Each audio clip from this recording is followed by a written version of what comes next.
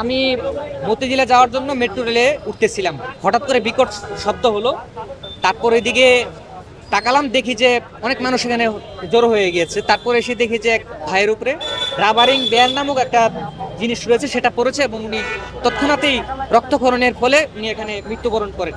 তারপর গণমাধ্যমের উপস্থিতি এবং আইনশৃঙ্খলা বাহিনীর উপস্থিতি আমরা লক্ষ্য করি, এবং সেই সাথে এখানে এখানে যারা চলাচল করে বা এখানে যারা চা খায় বা যারা এদিক দিয়ে আসা যাওয়া করে, তাদের মধ্যে একটা আতঙ্ক, জনমনে একটা আতঙ্ক বিরাজ করছে। এবং আমরা সকলেই আসলে বিতস্ত যে মেট্রো রেলের এই নিচ দিয়ে কিন্তু আপনার অনেক মানুষ চলাচল করে, আমরাও চলাচল করি, যে এই ধরনের ঘটনা যদি আবার পুনরাবৃত্তি হয় তাহলে কিন্তু আবার প্রাণহানি ঘটতে পারে।